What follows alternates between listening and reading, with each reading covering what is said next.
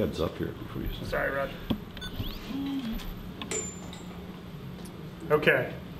Very good. Thank you, everyone, for coming out to tonight's Detroit New Tech meetup, and we're excited to hear from one guest speaker and 5 presentations tonight. I'm going to give you a little bit of an introduction about what the Detroit New Tech is all about and some of the format.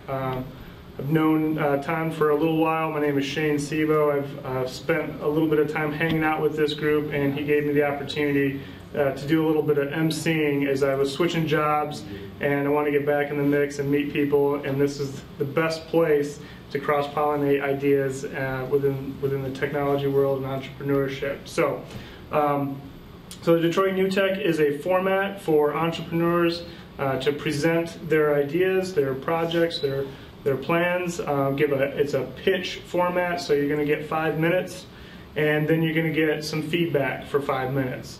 We're pretty sturdy on the 5-minute time limit, so you will hear this noise when you have 1 minute left, and then we're going to cut you off right at 5 minutes. So a little bit of an opportunity to prepare your pitching skills, and get it concise, and that elevator opportunity when you're riding up with someone and you got just 5 minutes. And then you will get some question and answer time, so that can be a great opportunity to extend whatever you might have got cut off in your answers. But that will be open to anyone here. We don't have an official panel tonight that I'm aware of, so it'll just be your fellow entrepreneurs responding back to you with questions.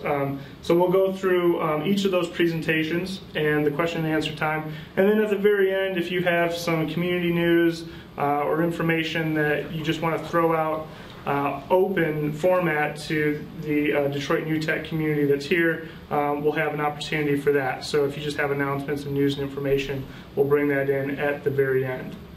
Okay, I do want to run through really quick and give some shout outs to our sponsors. The Detroit New Tech is sponsored by Start Garden, looking for opportunities that they can invest in. Kidpreneur is here, and Tom is the best representative here if you have any questions about Kidpreneur. BizDemU is a sponsor, as well as Quicken Loans, and the Mid-Michigan Innovation Center that is in Midland. Is that right, Tom? Yeah. They're located. And I'm your MC tonight from Commercial Progression. We are a open source Drupal shop out of Northville, always looking to meet people that have a web project, and I'm excited to see several of those here tonight. I do want to do one more introduction. Jamie Shea is the Managing Director of Mission Throttle, and he's going to be presenting for about 10 to 15 minutes, and then we'll have a open question and answer time after his presentation. So, without any more ado, Jamie? Great. All right. This is definitely startup day. Lots of events today, just coming from Accelerate Michigan. So, just thank you guys for having me. Got to know Ton over the last maybe 6 months or so, and I said, why don't you come and talk to the group? So, do you want to stay centered here? The backlight, you look like a shadow on the screen. That's pretty normal. Yeah. So either go one way or the other. Which way? Keep talking. Keep talking more. And Shane said I'm the Managing Director of Investments at Mission Throttle. I was talking to Tom last night, saying, well, what should I talk about? What do people want to hear? Maybe I'm going to talk a little bit maybe about my own experience, which has got a little bit of an entrepreneurial background to it. Talk a little bit maybe about how I got to Detroit, and then I'll talk about what we do at Mission Throttle. Just to set the framing, though, it's an impact investing firm. Here, and we invest in for-profits and nonprofits whose primary products or services directly address a key social or environmental issue in Michigan. So before I dive in, though, I'd love to hear. I'm sure there's a lot of people here, and we're going to hear from some who are working on ideas and trying to solve customer problems and just multiple different problems. I'd love to hear just a few problems that people are trying to solve for in the room before I jump in. Any problems? Working together more efficiently. More efficient? Working together more efficiently. More efficiently. Anything else? Yeah. Texting while driving. Texting while driving? Okay. Assuming probably not trying to text while we're driving, helping guys like me. Yeah. Access to water. Access to water, great. We'll do one more. Yeah. Improving the bus system. God, you guys are awesome. I don't even have to do. So let's talk about what are some of the biggest problems that are in Detroit? Access to water. Yeah. Public transportation. Yeah. So you guys even improved my point. So this is great. So I'll come back to that. But you guys are sort of a self-selecting audience, which is awesome. So my background is I'm actually not a Detroiter. I grew up in New York City, and despite being a city kid, was just like all things out of doors. Loved being outside. My early career was actually as a fly fishing guide in college, and that led me out to the Rocky Mountains after college doing environmental work, doing public lands policy around mining, grazing, timber issues, etc. And very quickly decided that if I was going to make any headway in that space, that I had to get a better understanding of business. Growing up in New York, business to me was Wall Street.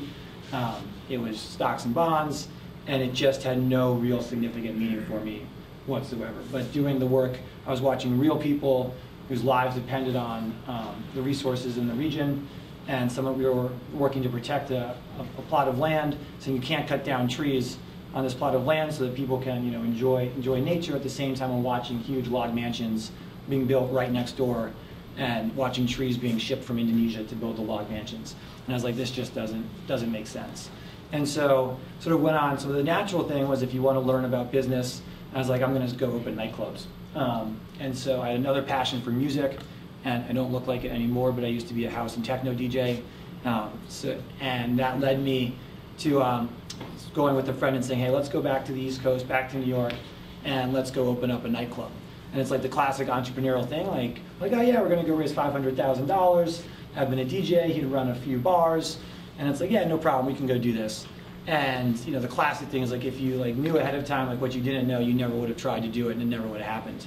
So one of the best decisions I ever made was right before we were going to go try to start raising capital, make a move to actually Boston, where he was from, talk to a family friend who was an investor in a nightclub in New York, and I said, hey Tom, can we just come and work for you, just doing whatever, because we need to learn this business. So I came, and I was a busboy, and my friend was a barback. I probably made better money then than I did for the next 5 years. And through a series of basically wound up going from barback, going to manager, and within a year and a half we were opening up 2 clubs down in Florida, and eventually went on sort of an entrepreneurial journey, and wound up sort of leaving the partners that we initially started with, the operating partners, due to normal nightclub stuff that you can probably imagine. I was not thinking my mom would be very happy if she knew what was going on, so I said I better step away from this. But we wound up, the investors, that family connection that I had, actually wound up saying, look, if you guys still want to do this, we'll basically finance what you guys want to do. And so all of a sudden we got some very nice angel money. We wound up opening bars, restaurants, and nightclubs over the next 5 years in New York, Miami, Austin, Dallas, Atlantic City, doing a licensing deal in Dubai. And that was the 2002 to 2008 go-go years. And all of a sudden 2008 hits, and we happened to be 100% financed by subprime bond traders at Lehman Brothers. And so you can imagine what happened when Lehman collapsed. And we had, at that time, 2 different spaces, about 40,000 square feet, 100 staff, and projects that were under development and not finished. And we had, in terms of the way that we were working from a fundraising standpoint, we were calling money as needed. We weren't calling money all up front and sitting on it. And so we had to sit and make a decision. Do we want to, basically, but we had rights to call that money, but we would have, the people we would have called would have been, friends, and they would have been having to liquidate homes. And we're like, look, we're not going to do that. And so we wound up going through what was undoubtedly the toughest period of my life, and trying to figure out, do we just fold up? Do we just fold up? Do we say forget about it? What do we do with these projects we've started? What do we do with the employees that we've hired? And through a pretty long process, was able to find additional money. We took a haircut ourselves as operators and owners to be able to bring in that money at the time, incredibly high cost of capital, but we made it through. And so, and my plan always, which I probably should have mentioned, was that I wanted to do that for about 5 or 6 years, turn the business over to my business partner, and come back and focus on big picture environmental sustainability work. And so once we got through that mess, turned the business over to him, and he continues to operate it down in Austin, Texas. And so I also would not recommend, when you start a business, doing it in multiple locations all over the country. It sounds glamorous, but it actually stinks. And so a few things. One of the lessons that I learned while I was starting up and learned a lot about business was that I realized that the way that you finance your company determines the way that you operate your company, and like the conditions under which you finance it. And so the way I came here was right after doing that, doing the work at the nightclubs. I wound up coming to Michigan, do a dual degree at University of Michigan with their business school and their School of Natural Resources and Environment. And I was looking at what were ways and what were big levers to promote environmental and social sustainability. And I started to recognize that, one, if you want to say, where do all the new changes come from? Do new changes come from sort of existing large infrastructure, big corporations, or does it come from startups? No, it comes from startups, and traditionally that's the way it's been over hundreds and hundreds of years. And then also looking at, though, that the power of finance and looking at the power of investment and looking at how that sets the stage for the ways that companies operate. And the notion of sort of what we talk about with big companies is maximizing shareholder value, and what that has turned into today in terms of maximizing financial value, and the pressures that puts on an operator, both in terms of looking at wages that it pays, the ways that it operates its business. And I said, look, if we can rethink about the way that we provide finance and provide investment for companies, we might be able to promote a more environmentally and socially just economy and business. And so, when I first came to Detroit, I was like, there is no way. I was like, I couldn't believe it. I remember driving down Woodward, and I remember turning right into Michigan, going out Michigan and seeing Michigan Central Station, and I was like, this place is a bombed out hellhole. I can't believe that this exists in the United States of America. I was shocked. But I started coming in during those 3 years, going to parties, start opening up doors, and while it looks a little bit rough around the edges on the outside, you start going into places, and I was like, man, where did all these people come from? Like, who are these people? What an interesting mix compared to what I was seeing in New York, where it's used to like, yeah, these are like the bankers here, and this is like the creative group over here. You walk into places here, and it's a huge mix. And I was like, when I was doing nightclubs, I lived in Soho, lived in South Beach, and I talked to guys who had been around for 20 years prior to me being there. And they're like, Jamie, it's nice now. There's the Louis Vuitton store. There's the Delano Hotel, which you should have been here 20 years ago. The vibe was amazing. And I started thinking, I was looking around, I was like, I think this is what those guys were talking about. And then I was like, I might just be being a little bit Pollyannish. And then literally, a real estate developer named Tony Goldman, who literally single-handedly redeveloped Soho in the late 70s, early 80s, South Beach in the 80s and early 90s, was brought here by the Knight Foundation to look, I see the same thing happening here that I saw in those places at those times. And that made me say, look, made me feel confident. And I was like, okay, I'm not just being Pollyannish. There is something going on here. Allowed me at a certain point to follow my heart and say, like, I'm staying. So stayed. We got very fortunate. Wound up in a gentleman named Philip Fisher's office. Some of you, if you're a native of Detroit and may know of his father, Max Fisher, may know of Philip as well. Max was a big sort of philanthropist in the city, and Philip and the family carries on that spirit. And so I was trying to raise money from Philip for the social venture fund at Ross, which I had the pleasure of being the director of. Walked into his office, he's like, no, Jamie, I'm not going to give you any money for that because I'm trying to do the same thing at Ohio State. And I was like, oh, Jesus, it's like the worst thing I've ever heard. But it turns out that his father had endowed the school at Ohio State, so I understood why. And he walked out with no money, but walked out with a partner. And we said, what would a Michigan-specific impact investing fund look like? What would be our criteria for investment? What would you invest in? What would your financial return expectation be? And then how would you measure social outcomes? And for the next 2 years, we've really spent our time looking at that and looking at investing in social enterprises. And for us, like I was saying in the beginning, with our criteria, what that means is that we invest in both for-profits and in nonprofit organizations whose primary product or service directly addresses a key social and/or environmental issue in Michigan. So, bus system, transportation would definitely be on there. Access to water, definitely on there. And it's it's very hard to say what's social and what's socially good and what's not. We try to find things that are a little bit outside of the traditional, maybe like venture spectrum, and looking to solve issues particularly for multiple different populations that may not have the privileges of others, certainly around environmental issues. And we'll do it using multiple forms of investment too. So we'll do equity, we'll do debt, convertible notes, revenue loans, and we also do it with some investments we'll expect a market rate financial return. Other investments, though, we're willing to take a below market rate financial return so long as the social value that's being created by that entrepreneur, by that company, allows us to sort of get a combined return which is commensurate with the risk that we're taking in that investment. So every investment that we make, we ask the entrepreneurs to tell us what's the social outcome that you're trying to create. Give us a couple of indicators that you're going to use to measure how well you're actually getting at that outcome, and let's set a few targets for it. And so then we try to actually look at, okay, what's the value of that social value creation? Sorry, what's the value of the social outcomes that's being created in that? So that's the work that we do. It's I feel very lucky to be here. I think I finally sold my place in Ann Arbor and moved downtown.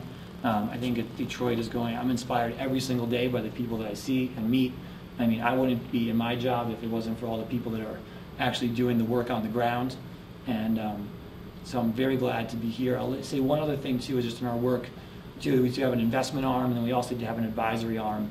And we work more on the advisory side with existing like mid-sized to large-size, what I'll call impact organizations. I did take a pledge, and I just violated it earlier, to not use the term nonprofit anymore.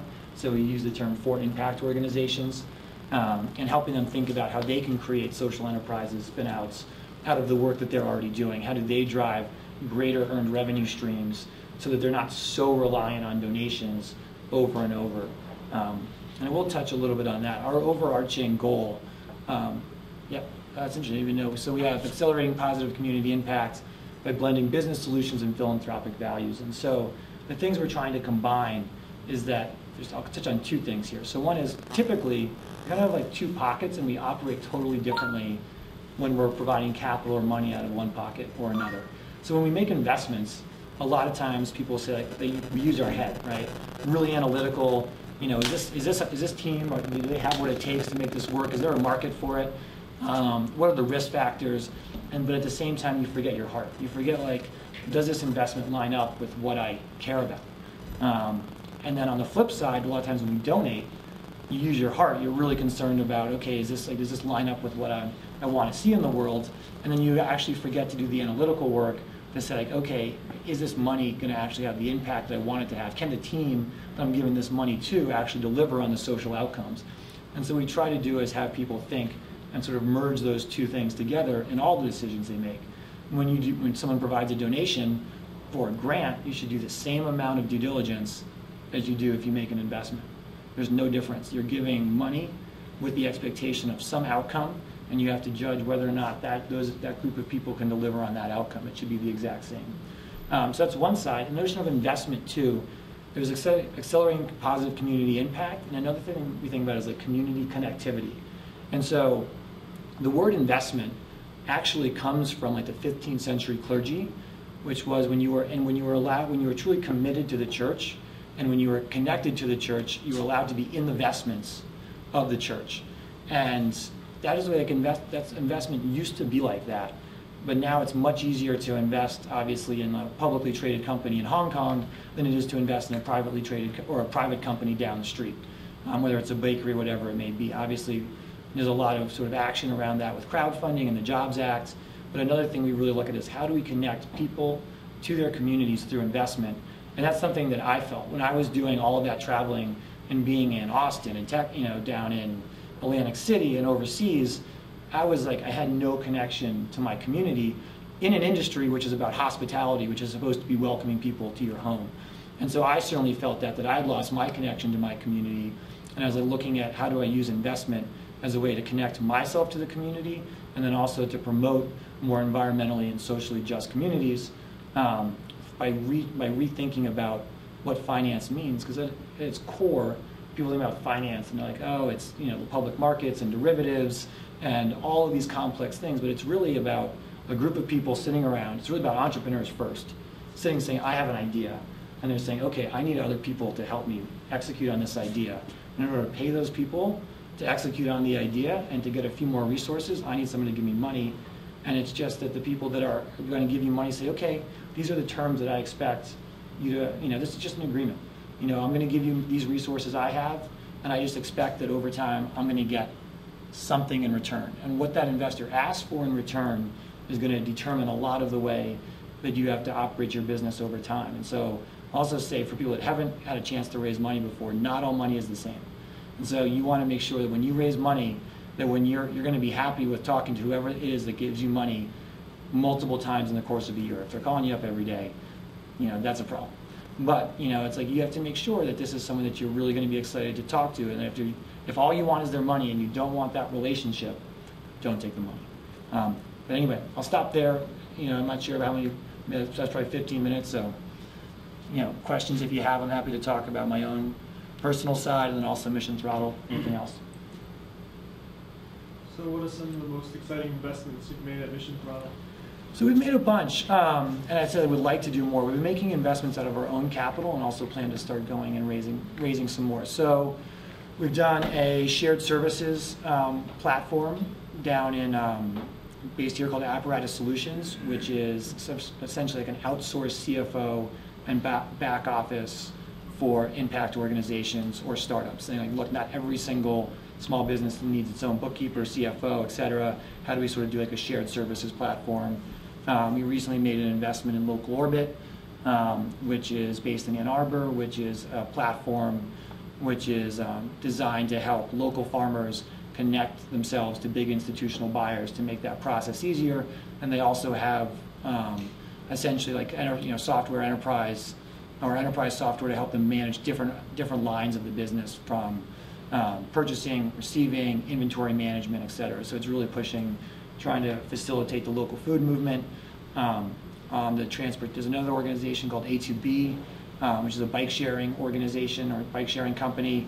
I think many of you probably know what bike sharing is. And in addition, what else have we done? A platform called Insight, which is designed to help entrepreneurs find resources based on where you are in sort of your development process. So it's like an algorithm. You use it, so you sort of type in, I'm in this space, I need manufacturing, I'm in sort of have this much revenue, looking for these resources, and I'll spit out what resources are available in the city, state, et cetera. Now let me just add, because a lot of those are kind of market rate. One more just gives you an example. Is a company we're looking at now called Urban Ashes, makes picture frames, but all of so this kind of violates what I said in terms of our thesis. But obviously picture frame is not, as a primary product, is not addressing this key social issue.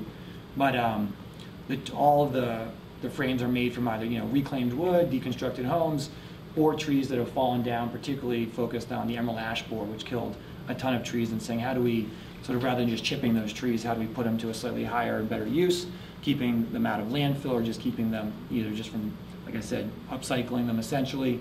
And then they're using all of the people that are working there, I would typically say are returning citizens, but they're ex-felons. I said returning citizens, said no, we're just ex-felons. Call us ex-felons. Really awesome group of people that are doing some good work, and that's something that's probably not like a scalable, like venture style investment. Can you get those on the web now? What's that? You can, yeah. So that's called Urban Ashes. If you go to the website, I'm pretty sure you can buy it. And they're like a Detroit Mercantile and stuff like that.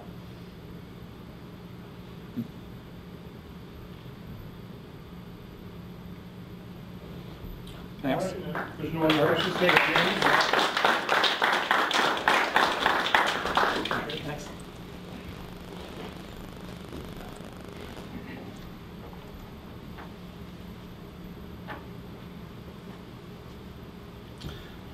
Okay, and with that, we will now invite our first presenter of the evening from Portfolio Lounge, Matt Visk. And just a quick recap on the format, 5 minutes of presentation, and then 5 minutes where you have an opportunity to ask all the tough questions. Matt, do you have a presentation that you need to run, or just the website? I'm just going to pull up the browser. Okay. If we can hold the clock, that'd be great. Yeah, we'll get you a tab and let you get set up. Cool. Hey guys, I'm Matt.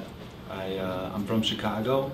I love design. I've always been a designer, and I want to kind of pass that to everyone in the world. Everyone that can't make a website, you know, it's not the easiest thing in the world, but with my product, hopefully they can just, you know, streamline that process for themselves and concentrate on their work. And my site's called Portfolio Lounge. So let me pull it up.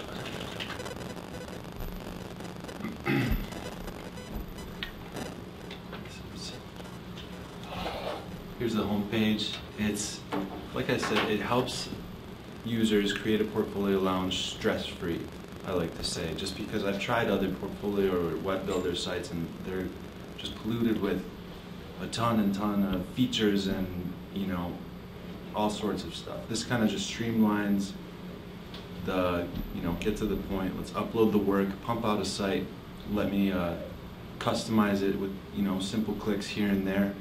And so far it's since March 2013, we've gotten close to 10,000 members. I was hoping to hit, well, it's actually like 9,400 something, so I shouldn't round up just yet, but close to 10,000 members. There is an upgradable option where you can get more storage space, and that's pretty much the gist of where revenue comes from. It's just, as for right now, it's just, I need more space. Just they pay a subscription fee of either $7 or $8 a month, or $16 a month for even larger portfolios. As for the portfolios, I can show you a couple of them really quickly. This is a portfolio.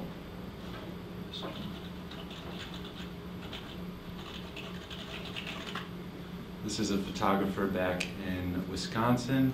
She's super talented. She created a portfolio last year, and here's one of 7 templates.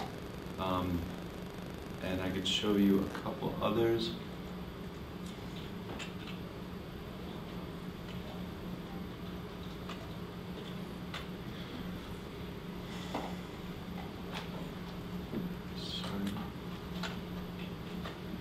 Here's one of the more animated templates. It's not tailored for her because she obviously picked a certain template for a reason, probably because her logo is white, but some emotion is being brought into the templates now, and it's what I'm all about, is making awesome portfolios. I've been doing it for myself for a while, and getting this in the hands of other people is just what I'm all about. So I don't know, it's probably been, what, 2 minutes?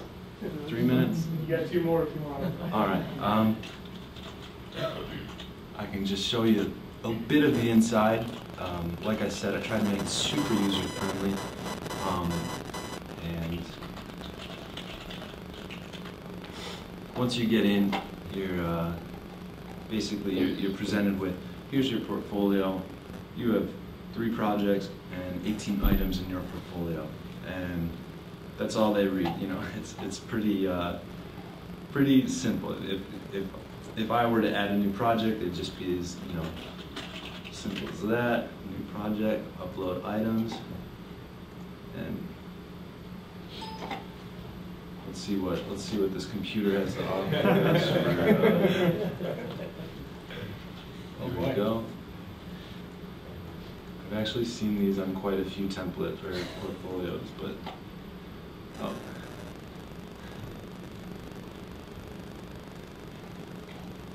Well, sorry about that.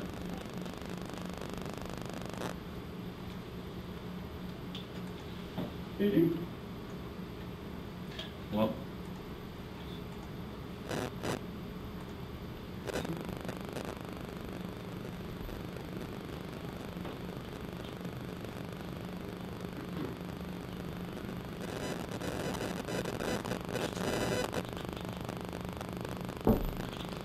I guess I could, you know, talk more about it, but that's really all I had to say. It's if you want to check it out, it's portfoliolounge.com. Please do. It's really, really simple to use, and I'm sure tons of you know people that want to, you know, create something for themselves as well. So I'm gonna cut it short. probably 30 seconds short, so if anyone has any questions, feel free to ask. Yes? Oh, what did you do to reach 10,000 members? Well, I did a little bit of the AdWords campaign in the beginning, the very beginning. I put like $2,000 towards AdWords, and I think that got us around like the first 1,000 or 15, probably $1 per member, close to 2,000 members, and then I just used that data to my advantage and kind of worked it into the SEO strategies I was starting to implement, and that started to pay off like right around the first 8 months.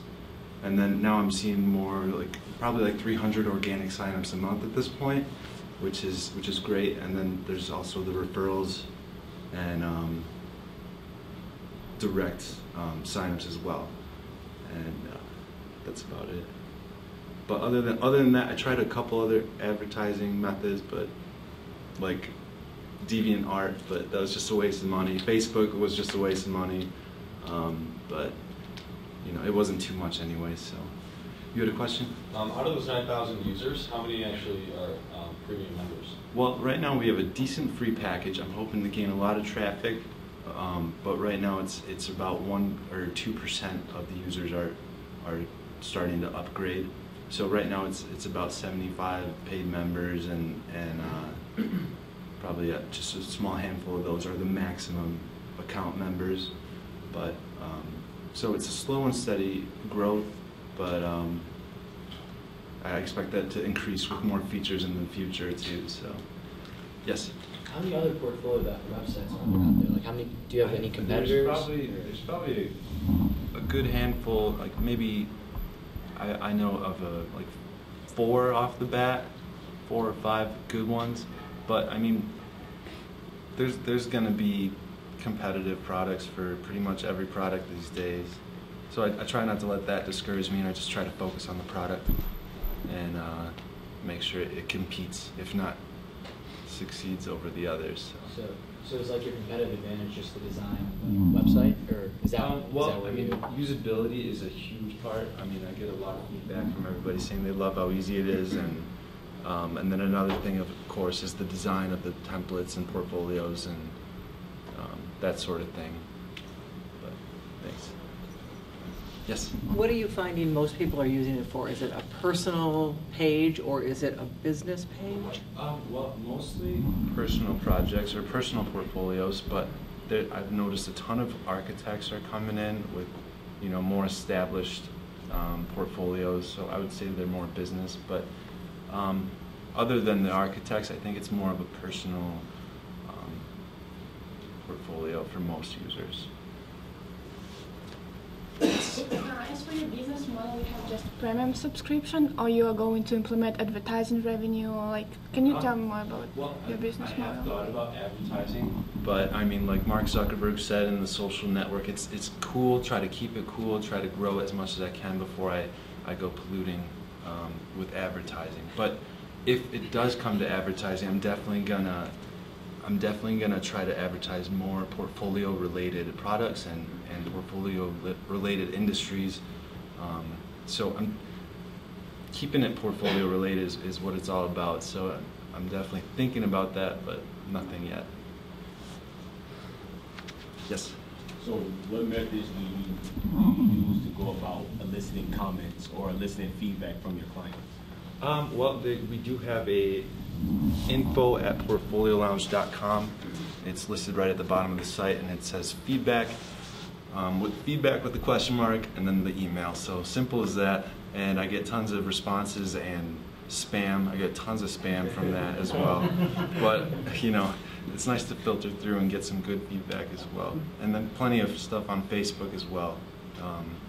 We got 1,300 likes so far, so I mean, it's not too bad considering we only have, you know, a year and 8 months under our belt. So yeah. What's like the demographic of your users? So like, at what different ages? Like, what are they? It varies. I mean, it's a very large range. I mean, it's like, I don't even know if I trust Google Analytics just yet on that, but I mean, from what I can tell, it's anywhere from, you know, teenagers to 40s, you know. I mean, the usability is there for all ages, so. No, it's just interesting because I just want to know. It's pretty like it's right. Yeah. I mean, and especially with the upgraded members, I'd say it's more of an older demographic, which is fine. You know, I mean, not all portfolio kids have the money to put towards, you know, things at this stage. So. And one last question. Sure. So what's your projection for what's your goal for the next year? And are you looking? Are you looking for funding too? Are you? I would definitely entertain the thought of funding. For the next year, it's going to be more focused on the templates themselves and making sure they're beyond great. Anyone can, you know, put in their stuff and spit out a simple little portfolio. But if our portfolios start getting more advanced, I think that'll draw in a lot more people, especially when it comes to the competitors, because it's just the quality level isn't where it's supposed to be when it comes to this industry, you know. So working on that mostly, but entertaining a ton of other ideas, and you know, it's a little overwhelming sometimes. But just another function, feature that on a user, so people use it to add their own customized templates to, you know, like, background and the ability where it's customizable to kind of share with other people. Like if you like my custom background, you can share that as part of your template. I don't know if that's a way for you to customize.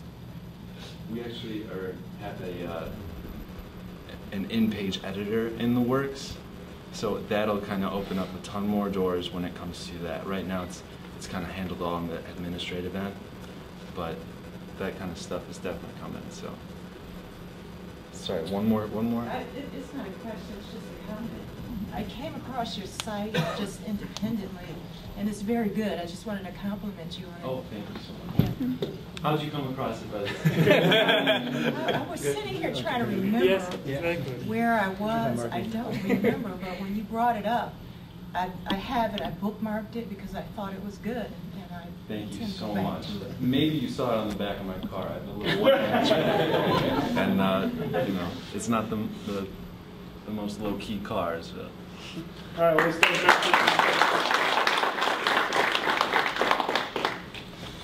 All right, and I think at this moment we're going to pause for our next presenters. Yeah, that's a pun. It's pause. And I think we have at least one presenter from Pause here, helping us to focus and not be so distracted during his presentation. We're going to utilize the app to turn off our devices. So yeah, I need to elaborate on that a little bit. Give me 1 second to set up here, guys.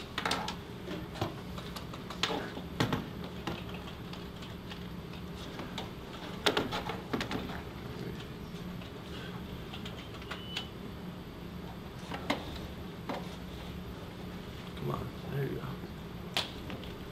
go. Top EC, that's it. Okay.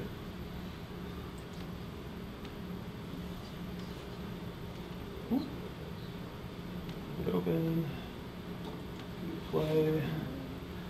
Lovely. Hey, where's this time? Yeah, this is good. Thanks for figuring that out.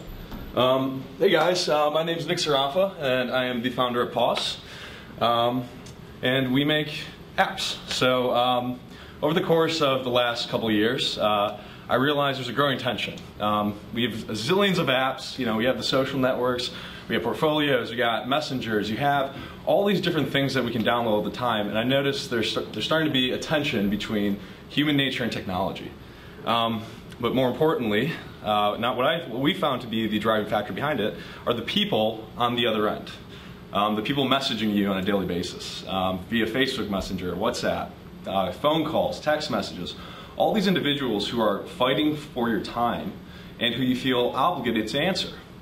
And it's kind of become the social norm that you want to answer them. You don't want to feel like they're blown off.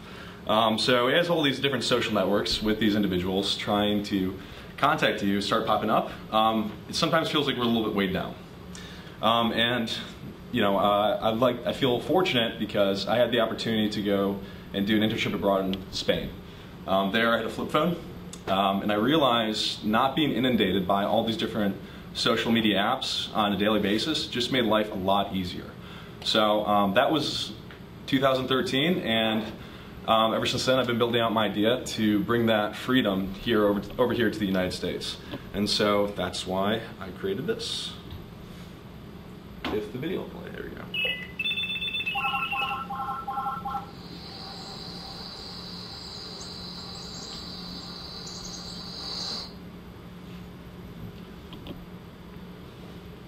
There it is. Okay. So I made pause. It's a way for you to step away from your device while informing those on the other end what you're up to. So what we find ourselves doing is constantly coming up with these excuses. Sorry, I was in the shower, I was studying, I was doing X, Y, and Z, and answering everyone on an individual basis. What pause does is, well, I'm going to give you an example. Let's suppose your friends, represented by these 9 little bubbles on the outside, are trying to reach out to you. Okay? We're actually at the University of Michigan football game.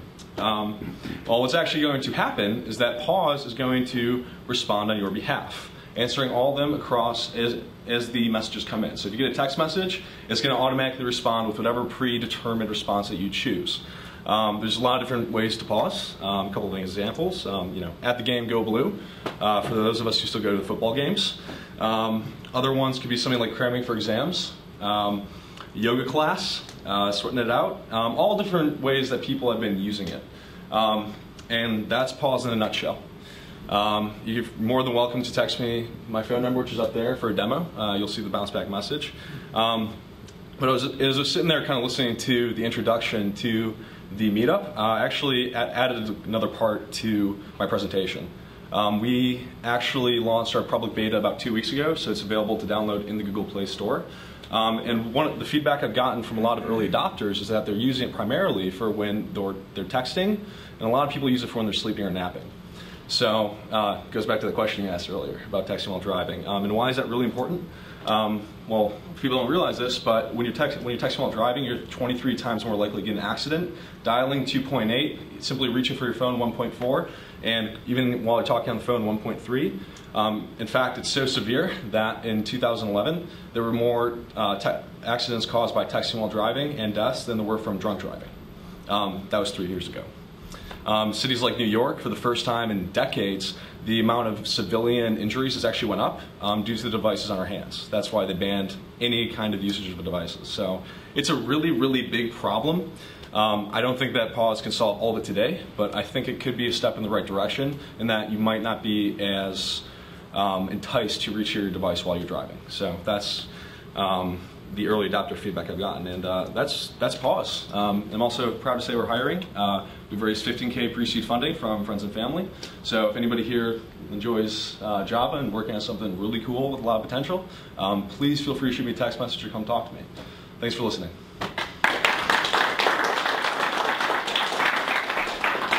All right, we'll start our 5 minutes of questions now. Okay. Questions? Here you go. Ever coming to Apple? It's a sticky situation because Apple, according to their service level agreements for developers, you're not allowed to build into the phone listener or the message listener. That's why if you shoot out an iMessage, you can't use any alternate applications to send that message. So we could build it, potentially. We could build it via keyboard or a standalone application, but Apple will most likely kill us overnight. So right now I'm fully focused on Android, and later on, if that opportunity emerges, we will definitely go for Apple. But for right now, it's Android exclusive. Good question. Yeah? So what's your marketing strategy?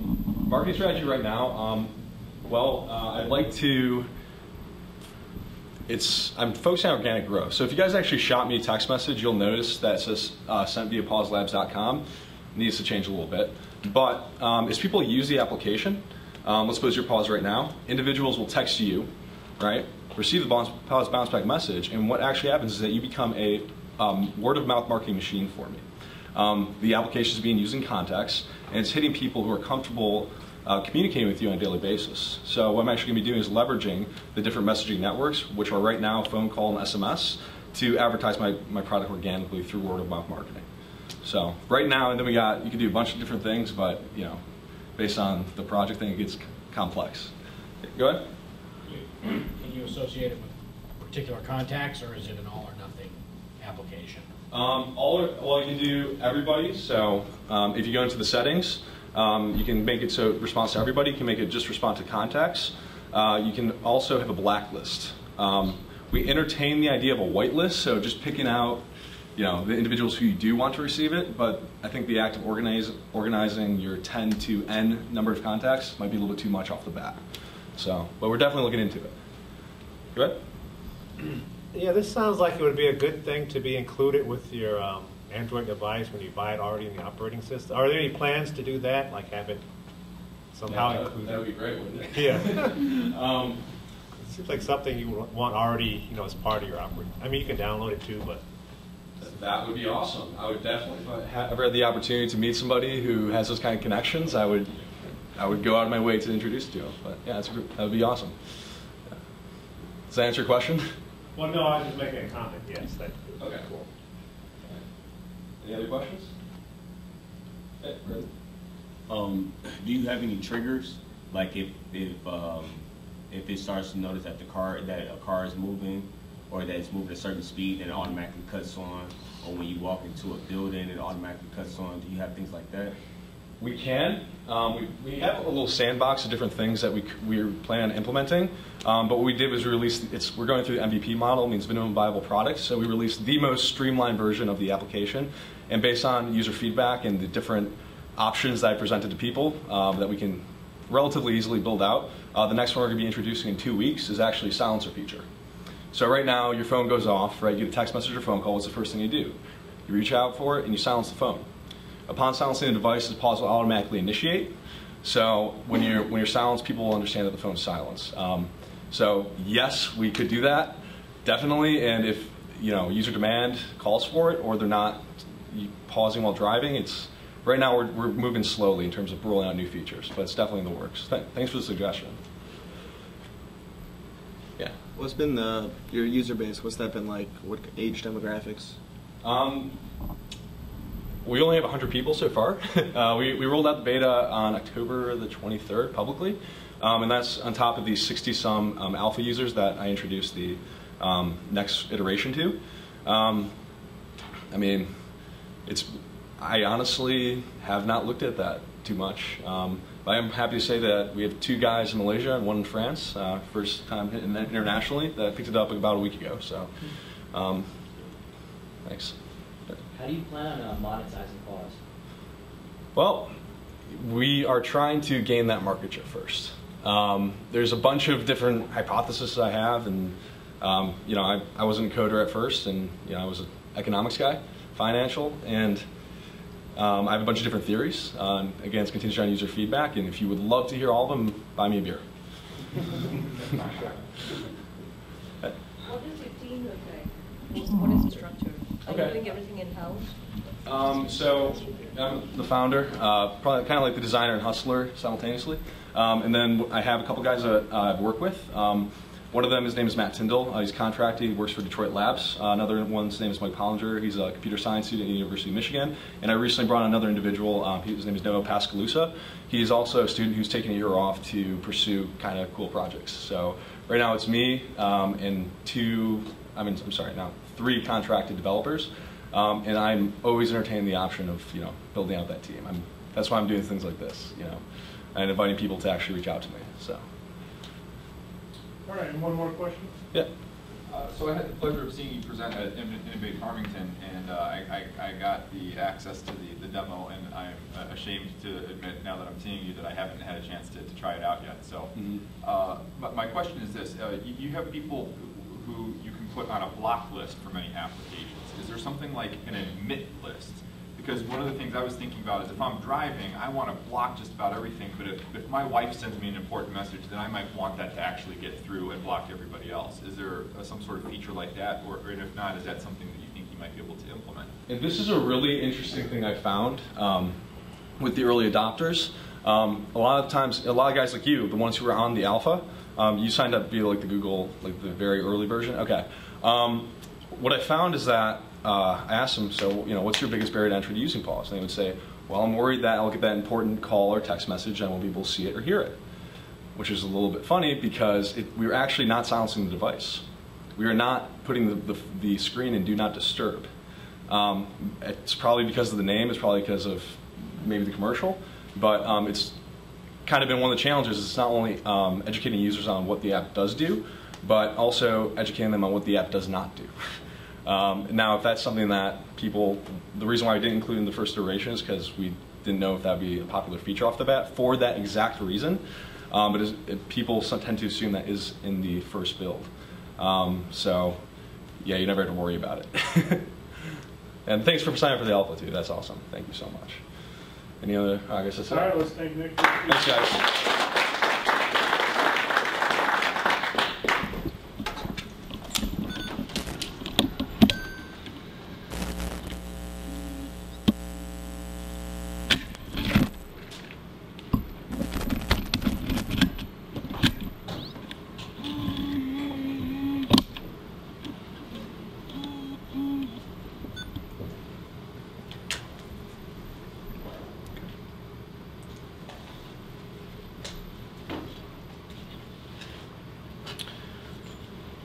All right, all good, Roger? All right, so our next presentation will be Kyle from T-Chat. And I was checking this out this afternoon. Gives you an opportunity to have a live chat based on hashtags. So, and you're gonna shift back over here. All right, we'll wait for you to get set up.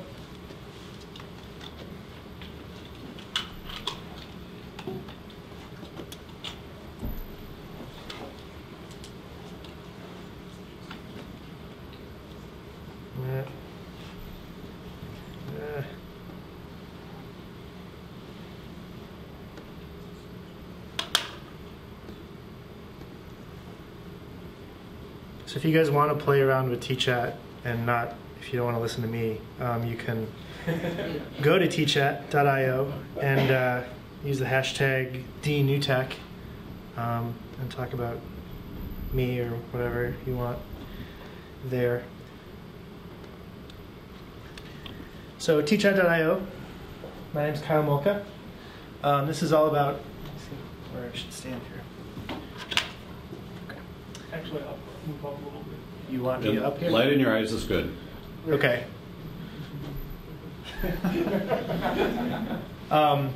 Twitter chats. So tchat.io is all about Twitter chats. So what is a Twitter chat? It's an online real-time discussion via Twitter. Typically between like 10 and 100 people. They schedule it in advance, so it's like 1 to 2 hours. They schedule it maybe like a week in advance, or sometimes it's like recurring, like every week. Uses a hashtag with the pound sign. Usually the host of the chat poses 5 to 10 questions, either to the participants or to like a guest expert, and then anybody can kind of chime in, answers, and then there's some discussion that happens. People can sort of meet each other, and these are all kind of around a topic. So why is it on Twitter? It's where the party's at, man. And I say today because it's like, okay, well, a lot of people are on Twitter, but you know, what's the next social network that's going to be there?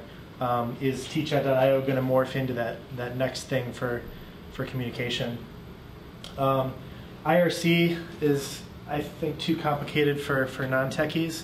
So a lot of techies do use IRC to communicate in this way, but there's a lot of stuff. You have to download a client, and there's a lot of complication there.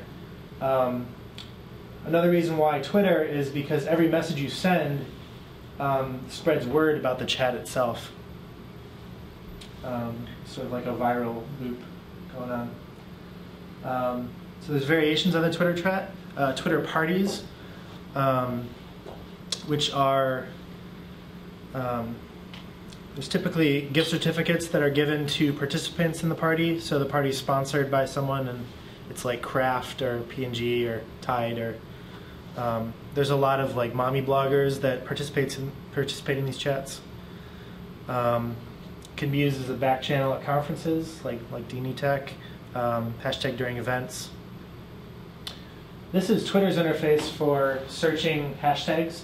So you type in a hashtag at the top. One of the problems here is that it doesn't refresh automatically.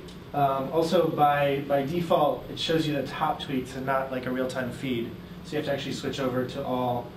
And then every time there's new tweets, you have to click the button. Is that really the 1 minute mark? No. Going slow. What? No, you got 2. Oh, okay.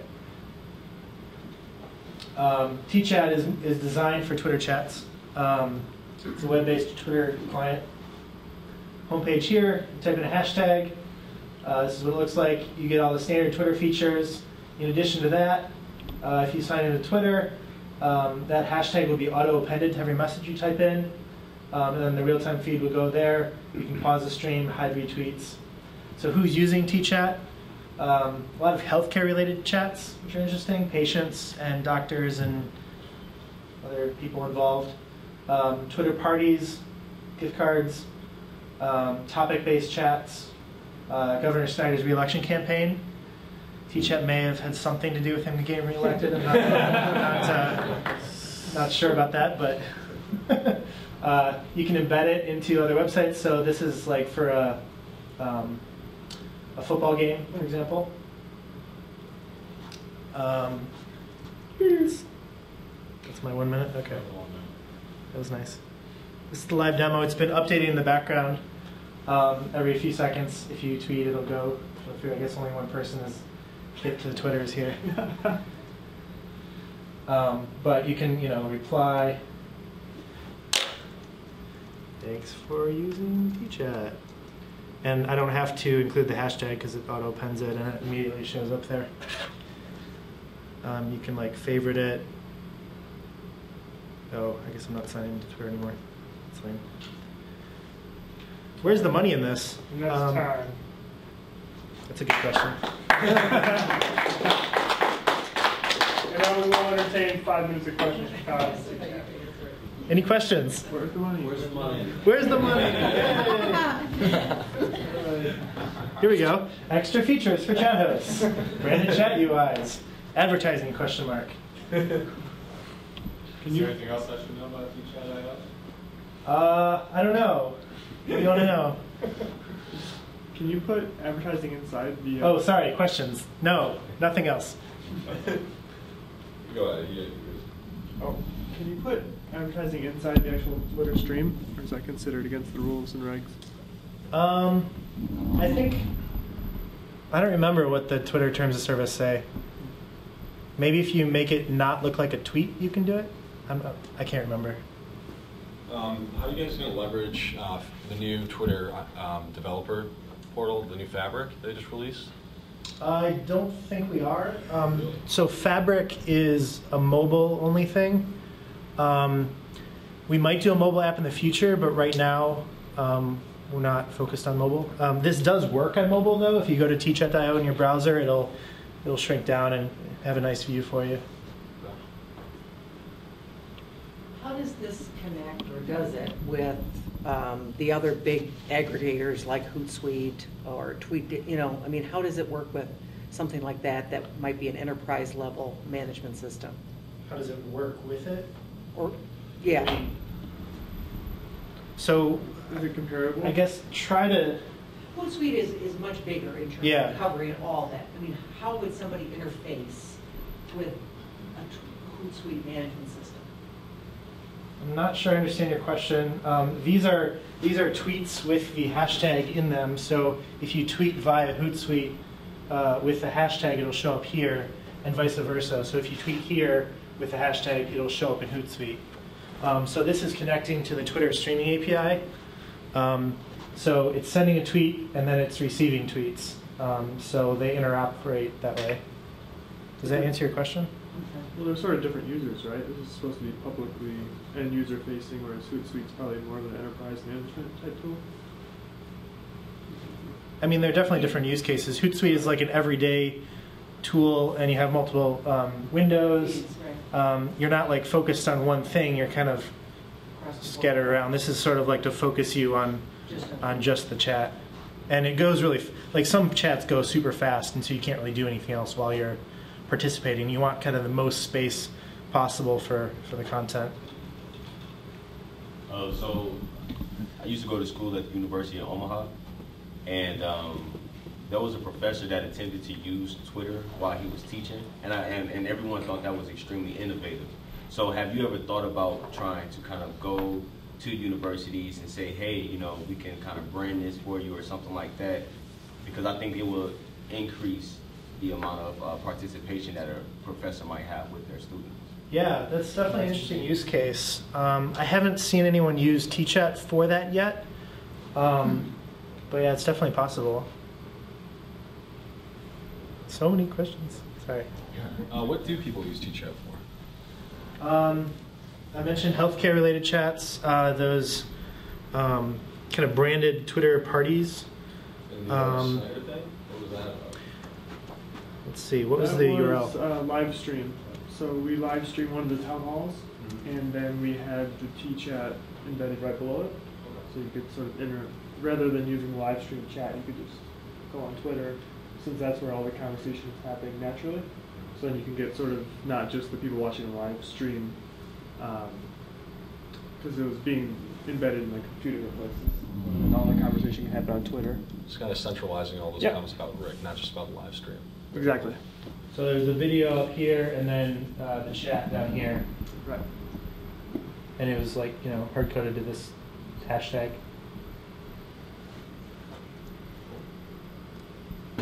I know there was more questions. Did you have one? Yes. When did you start? What? When did you start? Early last year. What additional add-on features are you going to use for monetization? You said that, you know, where's the money? It's going to come in through some additional features. Yeah. Oh, extra features. So moderation capability, so people can get rid of spam or feature kind of their own tweets. Like, so for example, if you have a lot of people in a chat, you'll want to feature the moderator's tweets because they have, you know, the questions, and then like instead of searching for everything. Branded UIs embed in other websites. Can you offer analytics to the posts afterwards? Yeah, we could do analytics. We're going to do transcripts of the chats, so you can kind of post the chat publicly afterwards. Some people have been asking for that.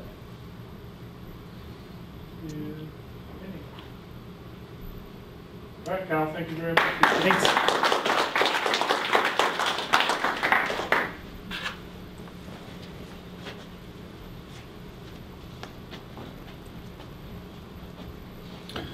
All right, our next presenter, Aakash from StatusOwl. Is that right? Aakash, yeah. Aakash. Nice to meet you. How's everyone doing? Good.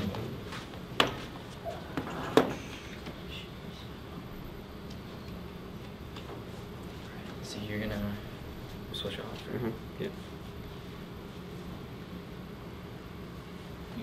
Just go there. Or you just stay here? You good? Stay here. Right here? Yeah, right there. You guys ready? Yeah. Got it. All right, hi guys. We're StatusOwl. We're like a real-time guide for nightlife, and today we're here to tell you a little bit more about our business. So to start off with the team, Asif Aziz right there. He's our lead engineer, CTO. He has one more semester left. He's studying at the University of Michigan Engineering School. I myself am the co-CEO. I graduated last May with an economics degree at the University of Michigan. I'm Samir. I also graduated last May from the University of Michigan, where I got my BBA at the Rayle School of Business. So there are two problems that we're trying to solve right now. There's a consumer-facing problem of people that are trying to go out that don't know what's happening in real time, and other metrics such as how long the line is, how packed it is. There's also the business-facing side where nightlife venue managers don't know, can't connect to their potential customers in real time.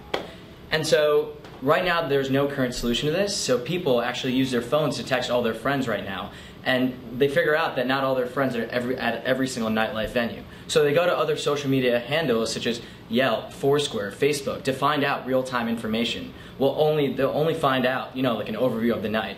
That's where we come in, StatusOwl. So StatusOwl is a crowdsourced platform for nightlife where people post what's happening in a 140-character hoot right there, and basically are also informative because they can let you guys know how long the lines are and how packed it is. On StatusOwl, people can also add their own venue, which means if you don't see your bar or club on the venue feed, on the home feed, you can add it to let your friends know what's happening. So StatusOwl is informative and social. As you can see right here, we have the occupancy rating. The bars tell you like how packed it is, and the people right there show you how long the line lengths are. You can also see that there's notifications. It's like a full platform. Also, as I mentioned, there's where you say what's happening. It's a 140-character hoot, as we like to call it. StatusOwl is also in social, right? So basically it's integrated with Facebook. So all your Facebook friends that join StatusOwl are now part of your StatusOwl community. So wherever you post, you'll always, notify one of your friends that are on the app because you probably already have some that are there. Now I'm going to give it over to Samir to talk about our revenue model, how we make money. So basically we want to extract revenue from the bars and the clubs themselves. So what we did is we talked to a lot of bars and clubs around Ann Arbor to figure out what their problems were and how we could solve them. So some of the things we're hearing is that, for one, they only have a few peak hours per night. So on a Friday night, they may only have 4 hours where they're truly profitable, from like 10 p.m. to 2 a.m. And also, customers are arriving as late as possible. A lot of customers want to save money, but maybe drinking some alcohol at home before they get there, and a lot of them don't want to come to an empty venue too early. So basically, there's no good advertising option to get these potential customers to these nightlife venues as early as possible. And as one venue manager put it, he kind of summarized this problem very well. He said a 30-minute difference between when customers arrive per night can make a huge difference in the yearly revenue we make. So that could be a $400,000 worth of revenue as opposed to $1 million in revenue per year. So what we want to do is create a freemium business model. So the free accounts, like Aakash mentioned, are going to be for the users who are adding venues and posting statuses. We want to offer a promoted account for the venue managers themselves. So what that's going to entail is basically a dashboard where we'll offer them data that we take from the statuses from the users at their venues. So that would be like how their occupancy changes throughout the night, the average revenue per customer, and also a feature called a promoted status, which is going to be basically the primary feature of this account. And that's going to be a live advertisement they can purchase, the venue managers, they can purchase, and that will go on the top of all the users' home feeds nearby. So it's going to be a real-time message kind of geared to getting these users to come to their venue as soon as possible. So let's say they're planning on getting packed around 10 p.m. They might have a message from 8:30 to 9:30 p.m. says if you come between the hours of 8:30 and 9:30, we'll give you half off your cover charge or a half off a drink special, and that's something that can only redeem through StatusOwl. So here's our current market traction. We're actually only in Ann Arbor. We're only on iPhones. We launched on September 1st, and we have over 2,000 users. About 80% of those are still signed in. We have over 1,000 monthly active users. These are people who are checking the app, posting statuses, adding venues, things like that. We have over 20 partnerships with bars and clubs around the city. And these are bars that are posting about their daily specials on the app and of the events they're having. And over 10 fraternities have added their venue onto StatusOwl for when they have parties. So now for the main question, how can you guys help us? So basically one thing, very simple, spread the word. If you know someone in the Ann Arbor community, tell them about StatusOwl. Let them know, there's this app that lets you know where to go out at night, and it's very convenient. Also actively participate, add venues. If you see something that's not there, add it. Invite your friends, It's very simple. It's on the iPhone. It's a really easy sign-up process. That'd be great. Also, give us feedback. Recently we launched about 2 months ago. We've been getting customer feedback, seeing what else needs to be on the app, how customers feel about it. So we've been doing that. And lastly, we also want mentorship. We're looking for mentors. We're looking for people that can help us, towards our path towards revenue generation.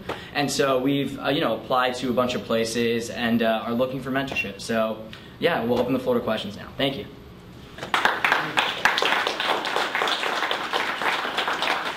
All right, 5 minutes worth of questions. Well, it's not a question. I just want to say you guys did a very nice job in presenting in tandem. I wasn't sure how that was going to work out, but you guys clearly have a polished presentation. Very nice. Thank you. Have you guys looked at working like with FlogTag or already coupon generated, coupon-based services that's already based in Ann Arbor that you can? I'm pretty sure you heard of FlogTag. Yeah. So the question was, are we basically doing anything with FlogTag? So StatusOwl actually focuses on a very specific niche, right? It's the nightlife market. So this market basically makes this industry makes over $25 billion, in revenue a year. Where, FlogTag is more towards catered towards restaurants. So we're trying to stray away from those different types of companies that don't cater to what we're catering towards. Would you like to add anything? No, that's pretty good. All right. Yeah, go ahead. I think calling a tweet a hoot is a great idea. Thank you. I think the fraternities thing is really interesting because you're talking about an app for nightlife. Like, what is the definition of nightlife? It might not be the bar, it might be the fraternity. What enticed you guys to move into the fraternities, and how are they using it? Yeah, for sure. Basically, we thought of this idea when we were freshmen.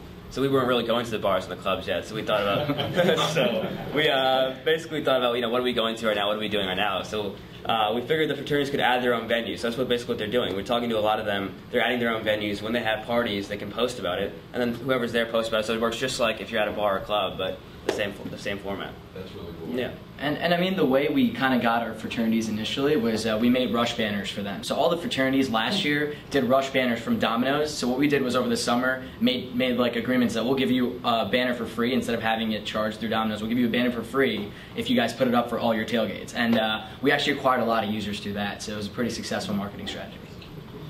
Right there. When you think you might be expanding to a different city or college town or whatever else? Yeah, definitely. I mean, first and foremost, we'd like to come to Detroit or East Lansing, but right now we're kind of focused on Ann Arbor just because we want to make sure this product is perfect. We want to make sure that we're kind of addressing all of the users' needs, and we're kind of learning more about the market and kind of proving the business model. Yeah, you mentioned two aspects of like kind of nightlife behavior as far as like spending more money and like arriving like earlier. Now, have you noticed your app changing those behaviors or not, or is that something that's just kind of nature of the beast as far as like the nightlife? So we haven't really implemented a revenue model yet, so we haven't really talked to the bars and actually gotten them to perch those promoted statuses. So for right now, it's just all social, but hopefully once we gain about 4,000 or 5,000 users, we'll then go again to like the bars that we've partnered up with on campus and then implement that feature. But for now, it's purely social. Yeah, I mean, I just think that's one of the issues which you're going to have to face is like you have two basically people that you're playing toward. One is the actual owners of the clubs, and then the actual people that are going there, and you potentially going to have a slight conflict. So as an owner of a club, I don't necessarily want I want people there early. So like if you can solve that issue, that's awesome. But I also don't necessarily want people to know that there's not somebody in the club or that the line's really long because I still want them to come get in line. Because if they know that if I'm Rick's and they know that, hey, my line's like slammed and I'm sitting back in the fraternity, they're like, I'm not going to go out the line slammed. But if I've left the fraternity, I'm going to go stand and I'm already there. I'm like, hell, I'll stand in line. So it's just an issue that you're going to have to think about as you work through it. And I think there's a difference between also thinking about the app as in terms of like what's going on once the night started and like providing that real-time feedback, and then also as just like a party promotion. Like so, the issue in Detroit is really like what's actually even going on, right? It's very event driven here, so it's not like consistently like Rick's is going to be packed. It's like what random event is going on and like how do I find it?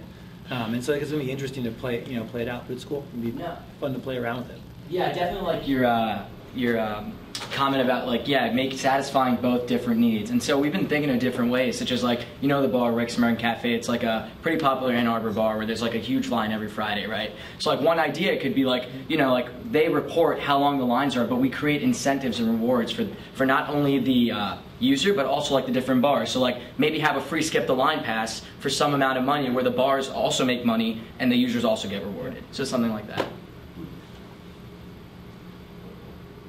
Any other question? Yeah, my comment was sort of similar, where you're cutting edge sword. Excuse me. It's cutting edge sword for the venue because a lot of venues don't have windows because they don't want to reveal how many people are actually in there. So you're revealing if it's an early crowd or a late crowd, and that would drive people from coming to the place because there's nobody there. Nobody wants to be the first person there anyways. So you might want to think about adding some type of model in there for incentive, like you said, for incentives to bring people in more earlier, where maybe there's a free drink involved or no cover or something like that, so that the venue promoter can then drive people into the venue and then they reach their critical mass. Yeah, definitely. That's what we're thinking about doing.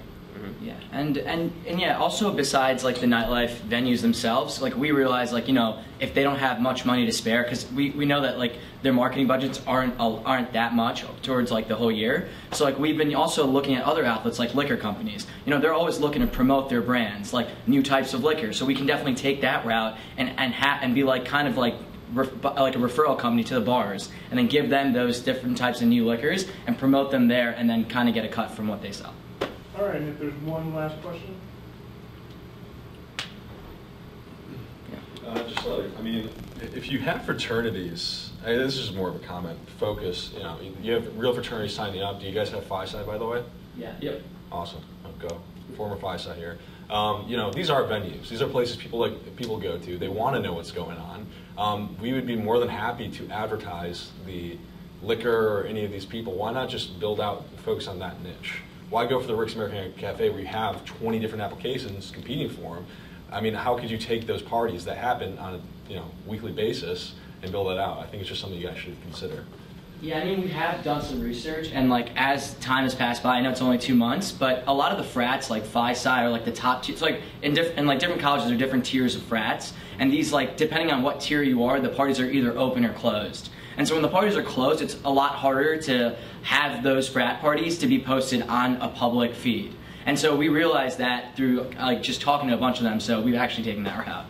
There's a lot of, I'll tell you what, there's probably hundreds of photos on Instagram from these parties Yeah. that are already being shared. If you can build a little security mechanism around it, maybe like make it a little bit more private, we'll talk, yeah. Yeah, no, that's a good idea. That's really interesting though. You guys didn't have a fraternity thing 2 weeks ago, so well done. No, thank you so much. Yep. All right, thank you. All right, take care, guys. Thank you.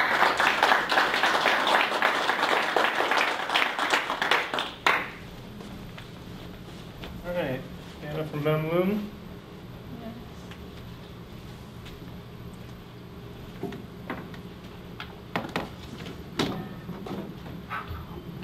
Good.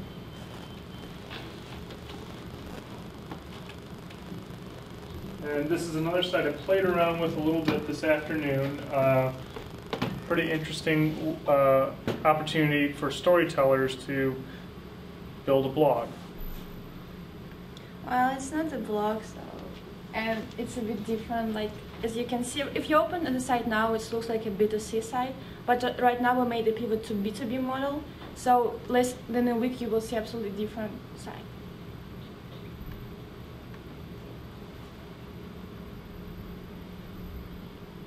Oops.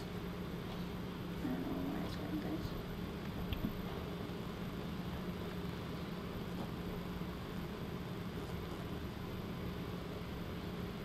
Don't know what can I do so I don't see this. Oh, you okay? Okay. So, hello everyone. My name is Anna Podvalkova. I'm from Moscow, and let me know if it's difficult to understand my accent. Anyway, I can't do anything with that. And I have my own company in Moscow, and I have advanced degrees from Nice, France, and New York. And currently, I'm working for a digital storytelling website called Memloom that I fully believe in and committed to. So during these 5 minutes, I will try to make you believe in Memloom. So let me start with the problem. Right now, if you look at the online space, you have a huge gap for storytelling. Last month, we went to the Future of Storytelling conference in New York, where chief marketing officers of eBay, Nike, GE, and Lexus, they were complaining that social media is very fragmented, and you can't really tell a story of your brand and connect with your consumers on a deeply level. So we created a solution that's called Memloom, and I will show you a small video so you have an understanding what Memloom is.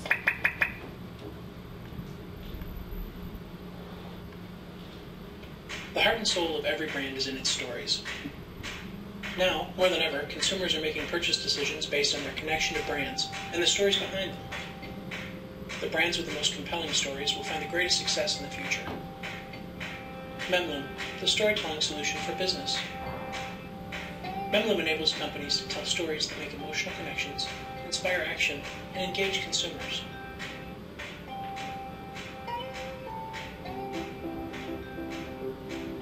So there's example of the theme that you can use to build your story. We have different themes, we have different colors. You can embed video, audio, text, narration, music. And this is an example of story that a Jeep consumer can make about the brand. So there's narration, and you can share your story through social media, through email, or through public link, or through just Memloom. And now you will see the example of the gallery, of the business gallery. It's a customized, so with Jeep logo and Jeep colors.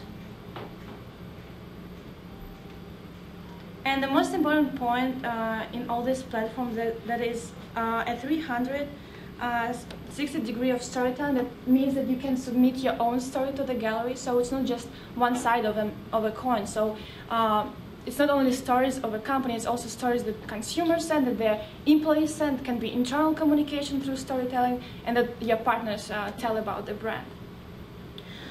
So, as you saw from the video, it's a very efficient tool for consumers to engage with their super fans and to tell their stories, and as well, it's an appealing social media platform for customers.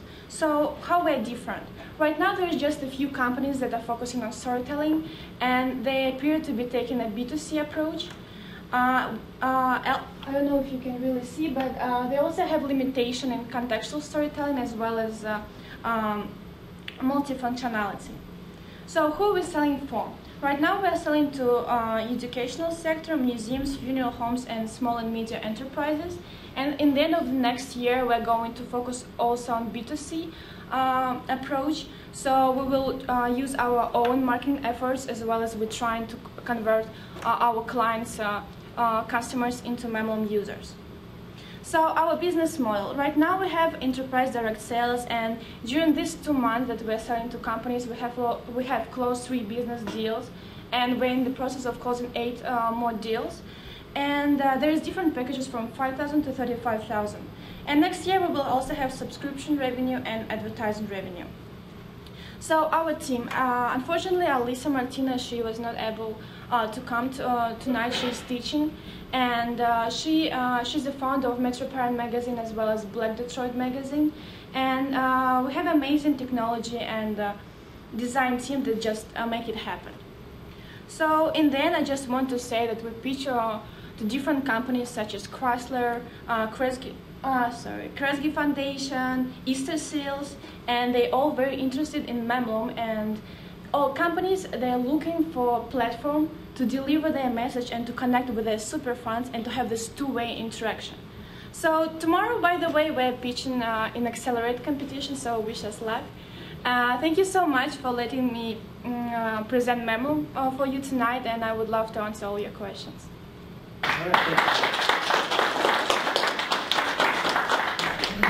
All right, 5 minutes for the question. Yes, please.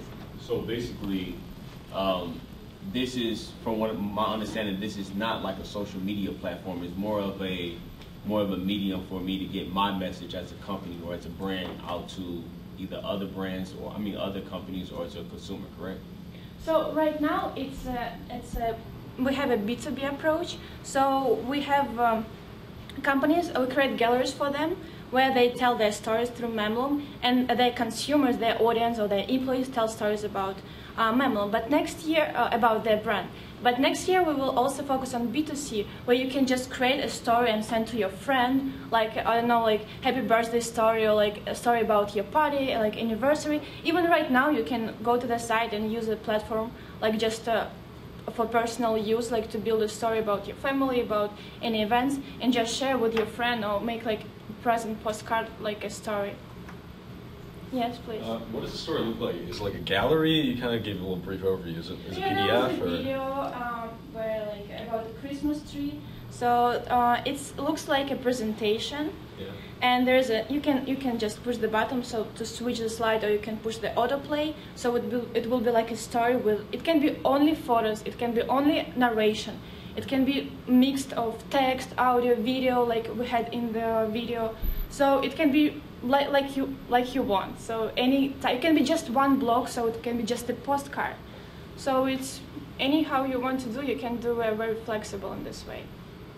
So is it HTML based, or is it a PDF? Is it a PowerPoint? And what is the end product of my story? Well, right now you can't download it, so it's totally online.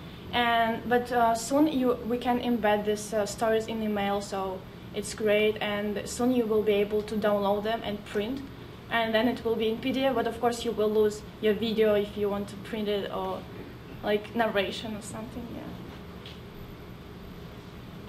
Yes, please. How's the brand leveraging it? Are they embedding it on the website, or how are they driving traffic? I don't understand how they get their eyeballs on they're driving them to your site. So okay, we create this gallery for the company, and then they share these stories through their social media, through their email database, or through public links on different blogs. It depends on the package. If they have a full package, we did it for them. So we send out all the stories that they create, and we engage people to send their stories back. We create different contents to motivate them to create stories, because, as you know, for companies it's very important to listen to their audience, grow mind share to increase their market share. So right now, as I said, you can share this through social media or through your website, but or you can just send it to your email database that you have from your customers. Yes, please. Does it revolve around the positivity? Because if somebody had a bad experience with Virgin, the people kind of spam Twitter. So does your product, are those stories all positive? Like, are you targeting the customers who would report all positive stories? Well, that is the great feature that we have, because now we're focused on businesses. So right now, if customers create stories and send them, company have time to approve the story, or maybe to send the answer, please can you change something, or like, thank you for your story, but some people can just send inappropriate stories. So in this platform, companies can choose if they want to publish the story or they don't want to.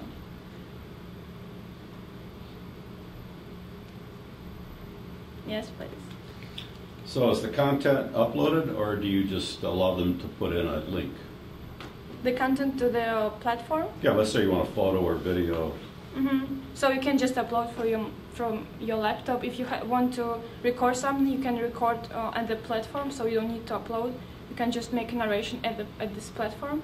And as for video and photos, you have to upload from your computer. But next year we will have an application for the iPhone, so you will be able to upload directly from your phone if you're a customer and you want to send the picture in the story with text or video. So if I already have photos and video somewhere that I want to use, I got to re-upload it to your site? Yeah, you can upload from Facebook or from laptop. Because, I mean, you create a story. Right now in Instagram, it's just a picture. Facebook is very streamlined. You can't really save the story somewhere, so in a few days you can't really find it. And this is organized platform where you can keep your stories with all your media in one place. Yes, please.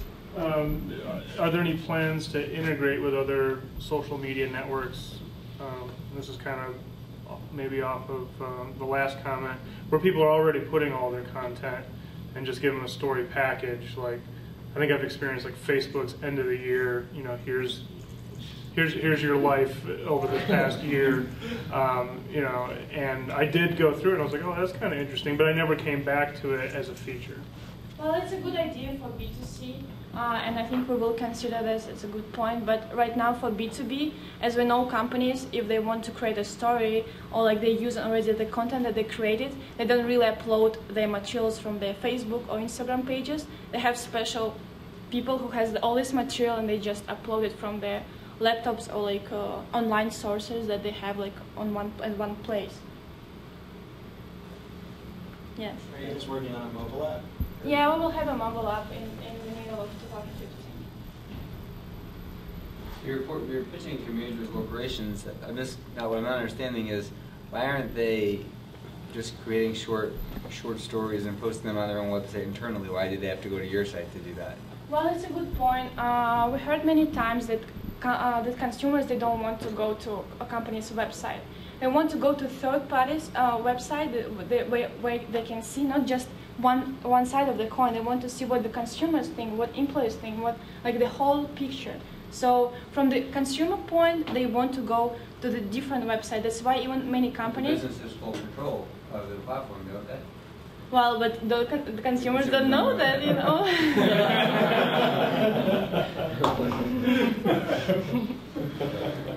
All right, one last question. And if not, that's it. Thank you very much, Anna.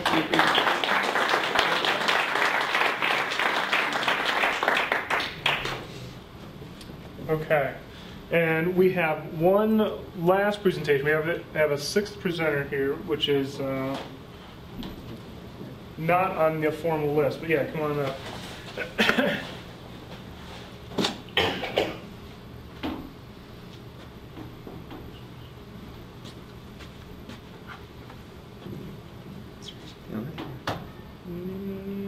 Might be, unless you got a converter for HDMI. Was there anything else that would?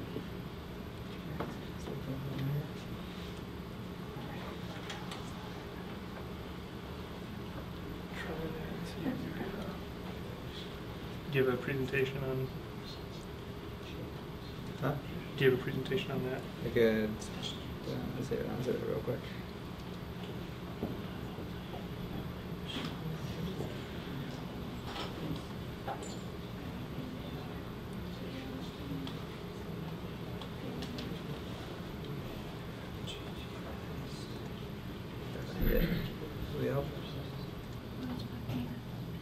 But the part where you see actually like testing, like how you the reason of such a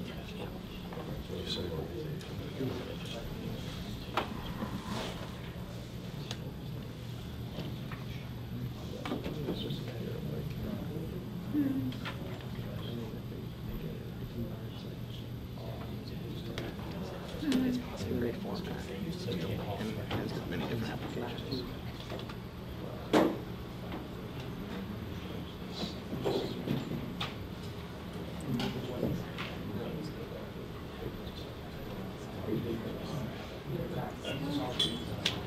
Where's it go?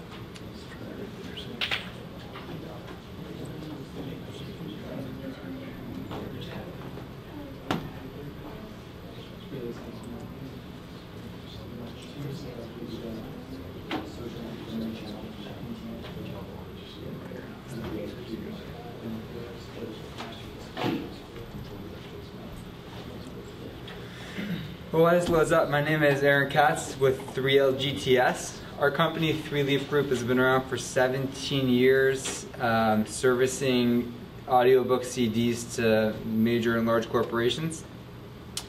And part of the problem that we were having as a company was that people no longer wanted audiobooks, and there was no real profitable way for us to do this on a mobile app. So we created a mobile app, so our customers loved the solution, but now we needed a new business, and that was the challenge that we have.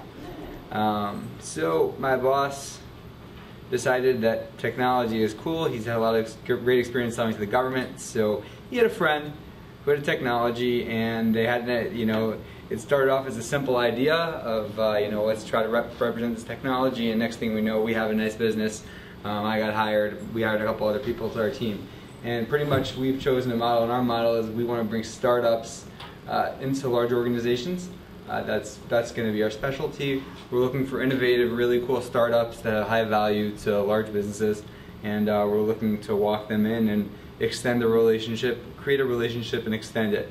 So this product right here is CN Engineer, is made by a company called CN Engineering. We're representing it, we're their OEM. That's our model, and I just want to introduce the solution because we think it's really cool and has a lot of really cool James Bond kind of style features, and it's pretty awesome. So companies have a major problem. They're paying analysts $400 an hour, $500 an hour, some of them $300 an hour, but a lot of money to run complex ad hoc queries, to look for fraud and look for inequalities in data. It's a huge investment. And the analysts are spending a lot of time waiting for their queries to be answered. They're asking complex queries to data, and they're spending 4 hours waiting for a query to be answered, whether it's 20 minutes, 4 hours, it could be a broad range of time. It's a major problem. So the guy that created this product, he created IBM's DB2. He is one of the world's leaders in databases. He was in the architecture team for the original DB2 on mainframes, and then he was the leader of the team that created the DB2 that everyone uses today.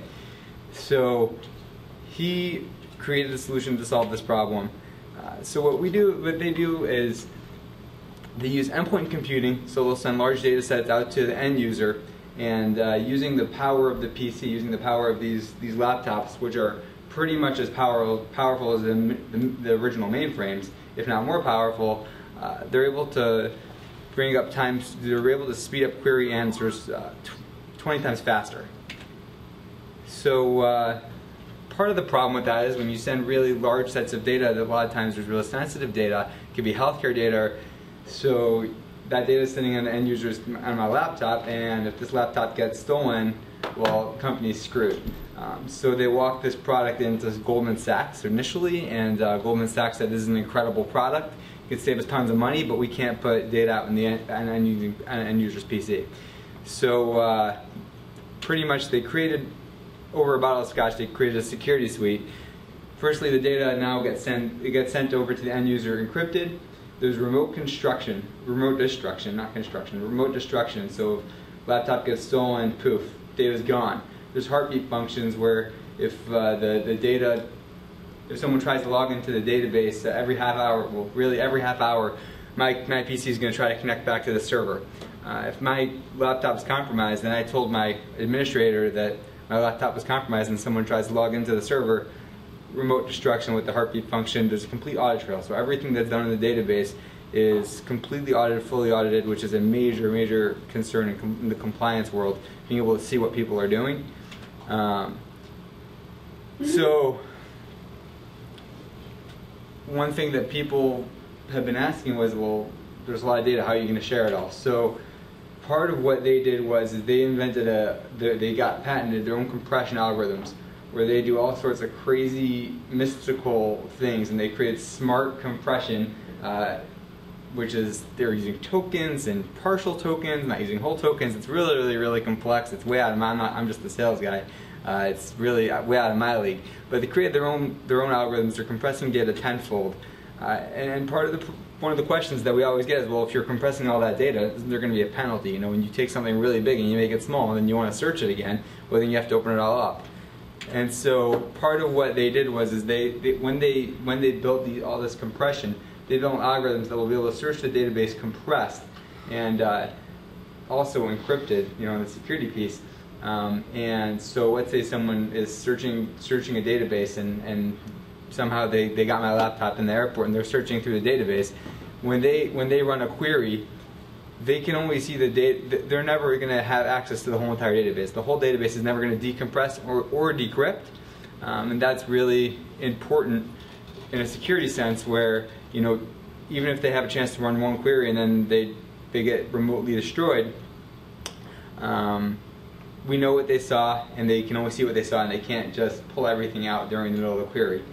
All right, and that's time? That's time. Okay.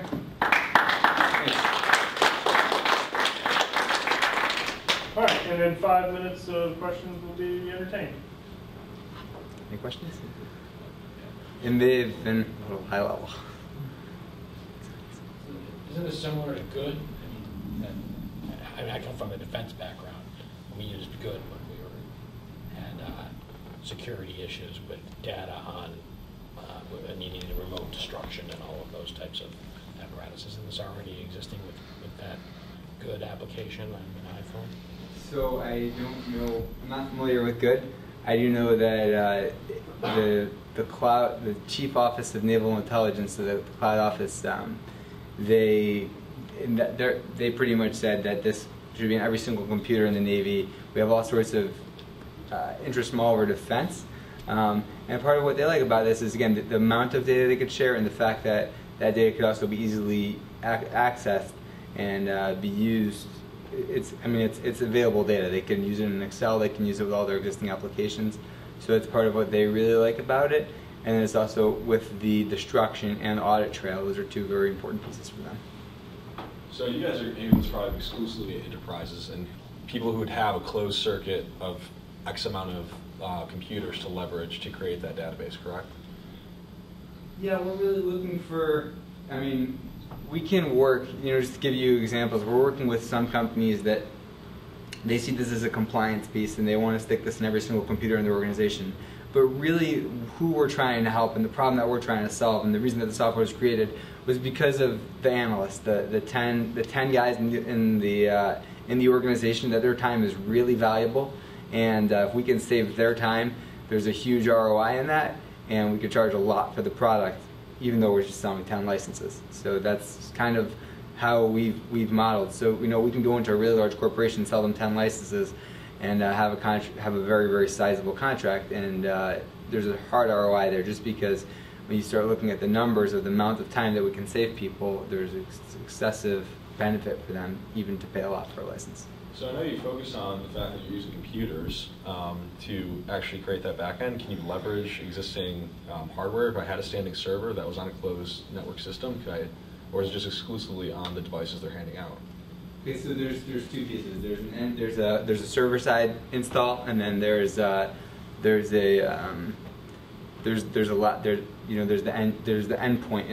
endpoint piece.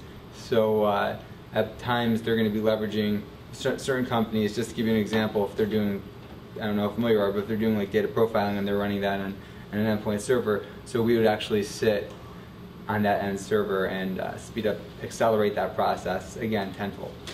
Interesting.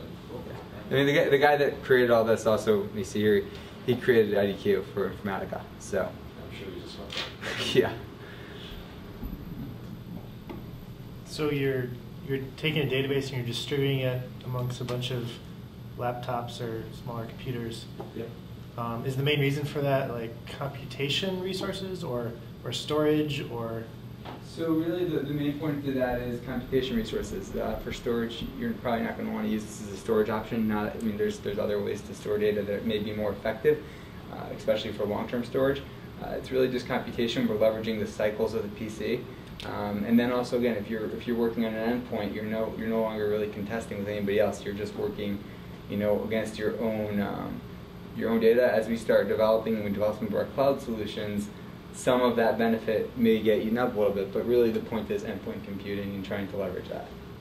My second question is, does this, like when you take your laptop, is it only working when you're on like the corporate network, or does it also work if like you're on like an internet connection at a coffee shop or something?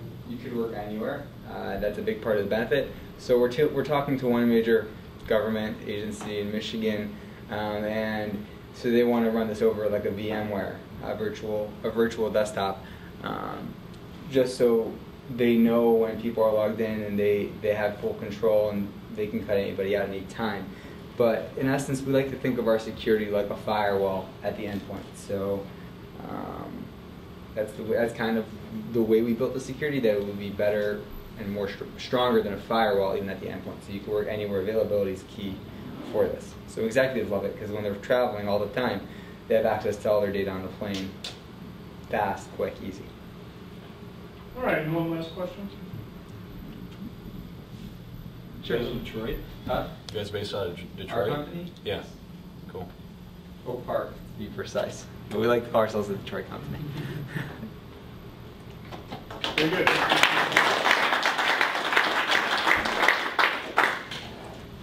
All right, and with that, the presentation does conclude our series of presentations and the question and answer time. But now we're going to open it up. If anyone has community news or events that they want to present to the group here and the audience online, now would be a great time to do that. And we'll just take any hands and let it go from there.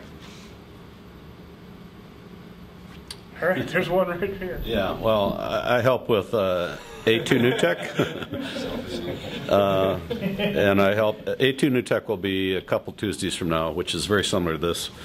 I also help with Ignite Ann Arbor. Ignite is like a mini TED Talk. It's 20 slides automatically advancing every 15 seconds. So it's a 5-minute talk. We have 15 of them actually. That'll be Friday night at the Blau Auditorium at the Business School Ann Arbor. Go to igniteannarbor.org and you can see the details there. It's free and it's a hoot.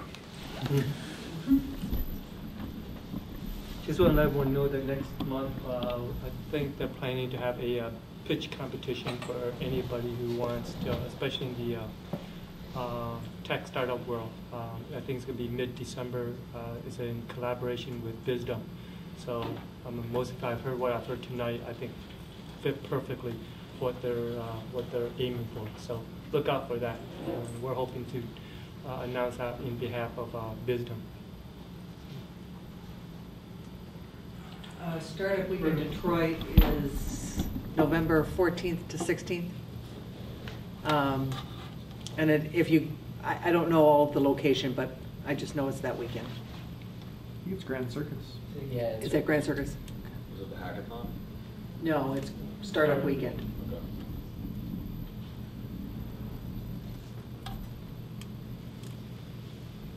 All right, any others? If anyone's interested in Drupal development, the Michigan Drupal user group, which also has a meetup, is going to be meeting in Ann Arbor at Spark on December 3rd. So if anyone has a project that's in Drupal or you want to meet other Drupal developers, a great place to hang out. Free drinks. All right, anyone else have any community news or information? Looking like a little bit of a silent crowd. Where's the after party? Yeah, tonight? You definitely need food. It's a good question. Anybody got a destination afterwards? That's why I was going to. Oh, yeah? Hey, he's got the place. What was it? Can't wait. The Box Bar? Yeah. What's that? The Box Bar? No, the Bronx Bar. Bronx Bar. Where's that? Please do it about it. Where are you going to sit? What's that? The Bronx is right down the street. I didn't even know technically was that second, third. Yeah, I don't know it's Russian. Do we have an app that the Yeah, no, we're having a hard time finding Second one walking with the camera. Fire that up. All right, well, thank you everybody for coming out to the Detroit NewTech. Thank you to our host here at Wayne State and all of our sponsors.